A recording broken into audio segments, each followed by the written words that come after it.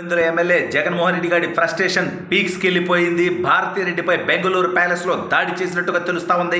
ఇన్నాళ్ళు బయట వాళ్ళని హింసించినటువంటి ఈ జగన్మోహన్ రెడ్డి అనేటువంటి దౌర్భాగ్యుడు ఇప్పుడు భారతీరెడ్డిపై ఎందుకు దాడి చేశాడు, ఇద్దరి మధ్య ఏం జరిగింది, మరి తదనంతర పరిణామాలు ఏంటి అనేటువంటి ఎవరికీ తెలియనటువంటి సంచలనాంశాన్ని ఈ వీడియోలో మీకు వివరించబోయే ముందుగా ఇప్పటివరకు మన ఛానల్ సబ్స్క్రైబ్ చేయని వాళ్ళు ఖచ్చితంగా సబ్స్క్రైబ్ చేయండి.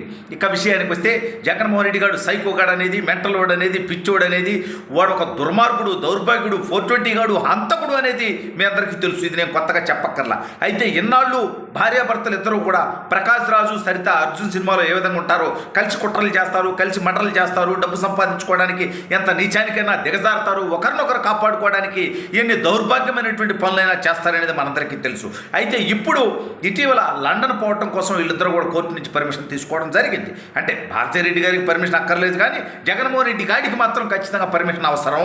భారతీరెడ్డి గారు జగన్ గాడు మహిళ కాబట్టి భారతీ గారిని నేను గౌరవిస్తున్నా. అయితే ఇప్పుడు ఇద్దరికి పర్మిషన్ వచ్చిన తర్వాత వీళ్ళు ప్రయాణ ఏర్పాట్లు చేసుకునేటువంటి సమయంలో, ఈ సందర్భంలో అనూహ్యంగా జగన్మోహన్ రెడ్డి భారతీరెడ్డిపై దాడి చేసినట్టుగా తెలుస్తూ ఉంది. తీవ్రంగా గాయపరిచే విధంగా కొట్టినట్టుగా తెలుస్తూ ఉంది. ఏంది బీవీఆర్ నిజమా? ఎక్కడా రాలేదే బయటకంటే పచ్చి వాస్తవం రా స్వామి. ఎందుకంటే దీనికి పోయే ముందు ఒక చిన్న విషయాన్ని చూడండి. మద్యం షాపుల్లో పనిచేసేటువంటి ఉద్యోగులు మా ఉద్యోగాలు పోతున్నాయని చెప్పి వాళ్ళు ధర్నాలు చేస్తూ ఉన్నారంట, రోస్తారోకాలు చేస్తూ ఉన్నారంట, ప్రభుత్వానికి వ్యతిరేకంగా మాట్లాడుతున్నారంట. అయితే జగన్మోహన్ రెడ్డి వీళ్ళందరినీ మద్యం షాపుల్లోకి తీసుకునేటప్పుడు ఒక మాట చెప్పాడు, దశల వారీగా నేను మద్యపాన నిషేధం చేస్తాను అని. అంటే ఈ మద్యం షాపుల్లో పనిచేసేటువంటి ఉద్యోగుల్ని తీసుకున్న రోజే వాళ్ళకి చెప్పేశాడు 2024 లోపు మీ అందరినీ తీసేస్తాను అని. ఎందుకంటే 2024 లోపు మద్యపాన నిషేధం చేశాకే అక్క చెమ్మల్ని ఓటు అడుగుతానన్నాడు జగన్మోహన్ రెడ్డి. కాబట్టి దయచేసి ప్రతి ఒక్కరు ఆలోచించండి. 2024 నాటికే మద్యపాన నిషేధం చేస్తానని జగన్మోహన్ రెడ్డి చెప్పినప్పుడు మద్యం షాపుల్లో పనిచేసే ప్రతి ఒక్కరు ఉద్యోగాలు 24 లోపే పోతాయి అని అర్థం. అంటే చంద్రబాబు నాయుడు గారు అదనంగా ఇంకొక 3-4 నెలల పాటు వాళ్ళందరికీ పని కల్పించారు. కాబట్టి వాళ్ళందరూ చంద్రబాబు నాయుడు గారికి రుణపడి ఉండాలి. ఏదన్నా వ్యతిరేకత ఉంటే జగన్మోహన్ రెడ్డిని చెప్పుతో కొట్టాలి తప్ప చంద్రబాబు నాయుడు గురించి మాట్లాడేటువంటి అర్హత, హక్కు వీళ్ళెవరికీ లేదు. మరి ఈ అంశం మీద చంద్రబాబు నాయుడు వీళ్ళందరి పొట్ట కొడతా ఉన్నాడు, మద్యం షాపుల్లో పనిచేసే వాళ్ళ పొట్ట కొడుతున్నాడని చెప్పి సాక్షి రాయడంతో చెప్పు తీసుకొని కొడతాను భారతి అని నేను అనట్లా, జగన్మోహన్ రెడ్డి అన్నట్టుగా తెలుస్తోంది. ఎందుకంటే మద్యపాన నిషేధం చేస్తాను, మద్యం షాపులు నడపను అని చెప్పి అక్కచెమ్మలకు చెప్పాను నేను. అంటే నేనే చెప్పేసే మీ ఉద్యోగాలు చాలా టెంపరీ, 2024 లోపు 20లో కొంతమందిని, 21లో కొంతమందిని, 22లో కొంతమందిని, 23లో కొంతమందిని, 24లో పూర్తిగా మీ ఉద్యోగాలన్నీ లేపేస్తాను మద్యం షాపుల్లో పనిచేసేవి. ఎందుకంటే షాపులే ఉండవు కాబట్టి అని నేను చెప్పాను భారతి. నేనంటే తప్పుడు ఎదవని, నీచుడిని, నికృష్టుని, దౌర్భాగ్యుడిని అని మార్కెట్లో ఒప్పుకోకపోయినా మనిద్దరికి తెలుసు కదా. కాబట్టి నేను మాట తప్పా. ఇప్పుడు చంద్రబాబు నాయుడు గారు ఆయన మద్యం విధానంలో మార్పు తీసుకొచ్చి పాత విధానం అంటే ఇన్నాళ్ళు భర్తే మనం అంటే లక్షల కోట్లు సంపాదించుకోవాలి భర్తే నికృష్టం. కాబట్టి చంద్రబాబు నాయుడు గారు అలా కాదు కదా.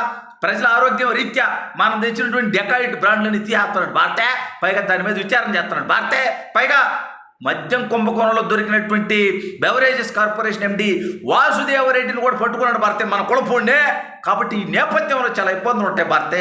నువ్వు ఇష్టం వచ్చినట్టుగా నువ్వు మనం చేసినటువంటి తప్పుడు పని చంద్రబాబు నాయుడు గారికి రుద్దేటటువంటి ప్రయత్నం చేయటం అంటే మన ఇద్దరం అదే ప్లాన్లో ఉంటాం. మన బ్రోకర్ గాడు, సచ్చలగాడు దానికి రెడీగా ఉంటాడు. విజయసాయి రెడ్డి దగ్గర నుంచి బొత్స దాకా ప్రతి ఎదవా మనకి ఈ విషయంలో సహకరిస్తాడు. నేను కాదనట్లా, ఎందుకంటే ఆప్షన్ లేదు కాబట్టి. కానీ ప్రజలు చూస్తున్నారు భారతే, ప్రజలు మొహాను వస్తున్నారు భారతే, ప్రజలకన్నీ తెలిసిపోతున్నాయి భారతే అని చెప్పి జగన్మోహన్ రెడ్డి భారతీరెడ్డి పోయి ఒక చెంప పైన కొట్టడంతో, ఏంటి నన్ను కొడతావా, మీ మటర్లు, మీ వ్యవహారాలు, మీ కథలు, మీ దోపిడీలు ఇన్నిటిలో నేను అన్ని రకాలుగా సహకరిస్తే నన్ను కొడతావా అంటంతో అవన్నీ బయటకు వస్తుంది నీ వల్ల కదా.